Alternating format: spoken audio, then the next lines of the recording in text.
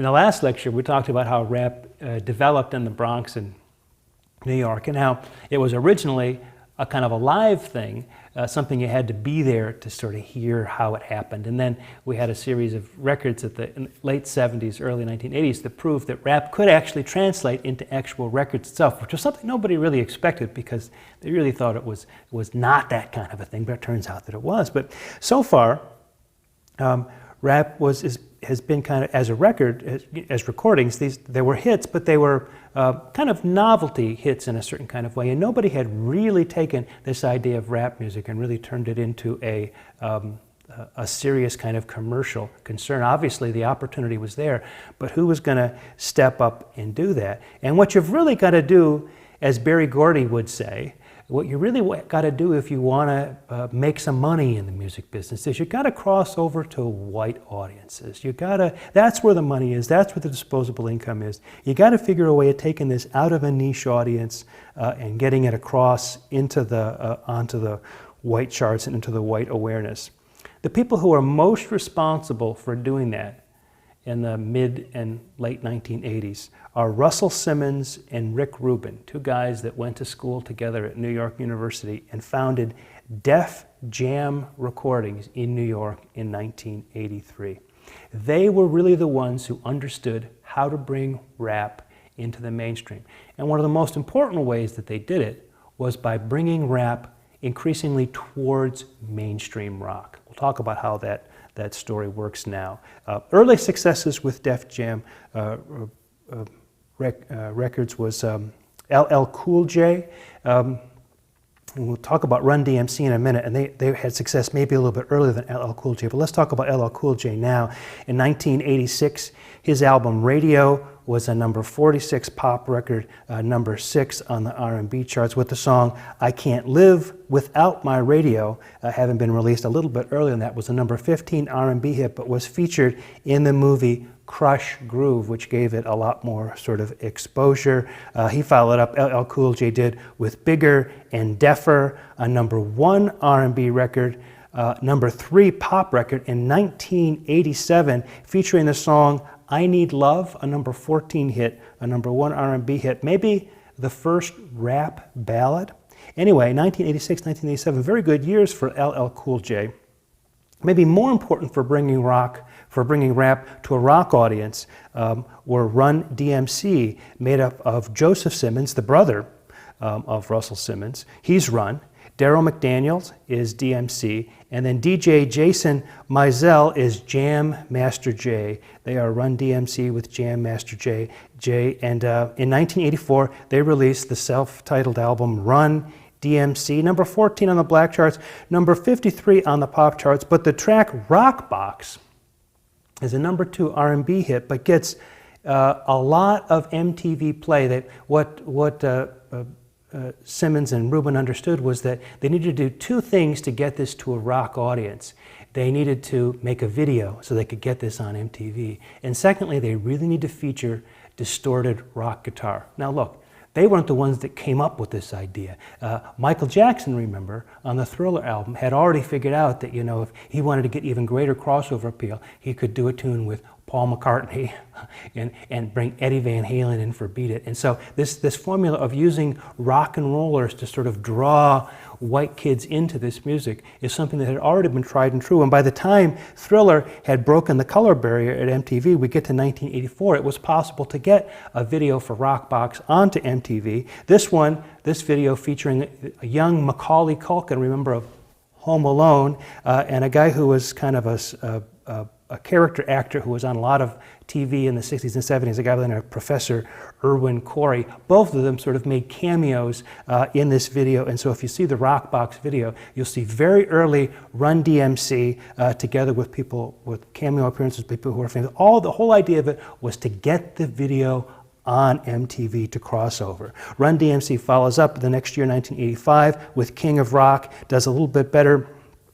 on the charts than their opening album, but then the big album, the big breakthrough for them was for 1986, an album called Raising Hell. Number 6 on the pop charts, number 1 on the R&B music charts, and what really made this record cross over was that they did a version of a tune that Aerosmith had a kind of a hit with back in the late 1970s, 1977 or so, called Walk This Way. And they liked the opening drum beat. I won't do it for you now, but if you listen to that tune, you'll hear there's an opening drum beat there. And so what the DJ would do is he would isolate that by 2 copies of the record, and he would keep playing that drum beat. And, you know, I think what Joseph Simmons said is that, you know, that guitar comes in, I'm mad at the DJ because I don't want to hear that guitar, I just want to rap over top of it. But Rick Rubin hears what they're doing, and he's saying, no, you should do a version of that tune, but you should do a rap version of it. Well, what are we going to do? They're already singing over top of it. Well, we'll bring in musicians to just play the tune again. We'll pay the mechanical licensing. We'll just bring some musicians in to play it, and then you just sort of rap over the top of it. Rick Rubin says, well, here's a better idea. Things, you know, Aerosmith is a little bit, you know, their career is a little bit on the wane right now. Why don't we bring them in? So they bring in Steven Tyler and Joe Perry, who re-record. Joe Perry, you know, they get a drummer to come in and do the drum beat. Joe Perry re-records the guitar and the bass part. Steven Tyler does the vocals. And Steven Tyler and Run DMC go back and forth doing this version of Walk This Way. It was fantastic for the career of Aerosmith. It revivified their career, but was also fantastic for Run DMC because Aerosmith were one of the groups that were really, you know, big stars with the white rock crowd that were still populating a large part of the MTV audience. So to have Run DMC doing a rap tune together with these rock icons like Aerosmith really gave it a lot of crossover appeal. And that video played a big role in bridging the gap between rock and rap. However, it must also be pointed out that there was a lot of animosity toward rap music initially in the rock community, and actually it has continued well into the 90s and beyond. This idea that rap music wasn't really music, and various kinds of sort of criticisms that people brought. And you can see in this video, the way it starts out is that Run DMC are in one practice room, and Aerosmith are in another rehearsal room, and there's a wall between them, and they can hear each other, and they poke the wall through, and they're sort of looking at each other. There's a lot of suspicion, a lot of anger between the two, and the anger between the two of them doing versions of the same tune kind of translates into the anger between rap culture and rock culture. But poking through the wall is the crossover, right? So eventually, as the video continues, they're both on stage together, they're all locking arms, everything's good. But the animosity between those two and the wall between those two bands really represents in many ways, you know, in a kind of metaphorical kind of way, the wall between the two styles that gets broken down with this piece. So it's very important, again, bringing rap to a mainstream rock audience, and all of this sort of happening on MTV in 1986 after people like Michael Jackson and Madonna had made MTV must-see TV in a certain kind of way. Well, following on Def Jam Records, we get the Beastie Boys. We're going to talk in a minute, in another video this week, about the hardcore punk music in the 80s. The Beastie Boys started out as a New York hardcore punk group, but turned to rap as it started to get more and more popular. The big album for them was the 1986 album Licensed to Ill, which was #1 on the pop charts, #2 on the R&B charts, the first rap album ever to hit #1.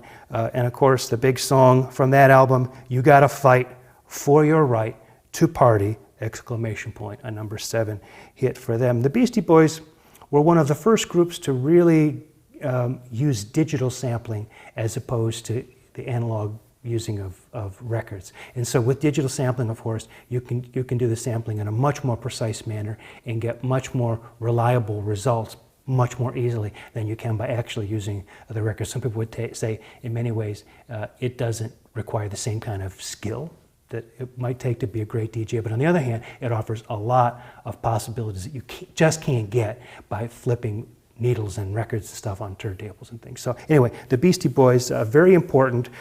Interestingly, a white group, and making its way into the rap scene, and of course that has all kinds of crossover possibilities and potentials, as we've seen a number of times as we've talked through the history of rock here, part 1 and part 2.